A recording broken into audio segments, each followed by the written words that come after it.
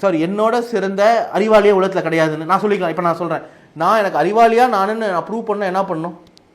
மற்ற அறிவாளிகளோட உட்காந்து அவங்களோட பேசணும், அதை வச்சு மக்கள்லாம் பார்த்து தெரிஞ்சுக்கணும். இப்போ அவருக்கு நிர்வாகத்திறன் இருக்குது, இல்லை நிர்வாகத்தில் அனுபவம் இருக்குன்னு நான் சொல்ல, நிர்வாகத்திறன் இருக்குது, அதுக்கு தேவையான ஸ்கில் செட்ஸ் இருக்குது, ஐடியாஸ் இருக்குது அப்படின்னா அவர் மக்கள்கிட்ட பேசணும். மக்கள்கிட்ட பேசினாலும் தனியாக மாணவர்கள்ட்ட பேசலாம். இல்லை ஆன்லைனில் வீட்டிலேருந்தே வந்து நீங்கள் என்கிட்ட லைவாக கொஷின்ஸ் கேளுங்க, கொஷின்ஸ் பதில் சொல்லலாம். கான்க்ளேவ் நடக்குது, இப்போ இந்தியா டுடே NDTV கான்க்ளேவ்லாம் நடந்தது. இல்லை உங்கள் நக்கீரன் சேனலே கூப்பிட்டு இன்டர்வியூ கொடுக்கலாம், நீங்கள் கேள்வி கேட்கலாம். அதில் நீங்கள் ஸ்ட்ராங்கான கேள்வி கேட்கலாம். அதை பார்த்து நான் வந்து ஆச்சரியப்பட்டு அவர் வாக்களிக்கலாமே. வெளிநாடுகளில் பார்த்தீங்கன்னா ஒபாமா எப்படி வந்தார்? ஒபாமா ஜனாதிபதி ஆவார்னு எதிர்பார்த்தாங்களா அமெரிக்காவில்? யாரும் எதிர்பார்க்கல. எப்படி ஆனார்? அவர் பேசுகிறத வச்சு. சரிங்களா? அவர் ஓப்பனாக வந்து பேசணும். என்ன சொல்லணும்? நீங்கள் பாருங்கள், தமிழ்நாடோட நிதி நிலைமை தான், சரியா? நான் இதனால இந்தந்த பிரச்சனை, இதனால இந்தந்த பிரச்சனை, நான் இதெல்லாம் பண்ண போகிறேன். சாத்தியமான விஷயங்கள்.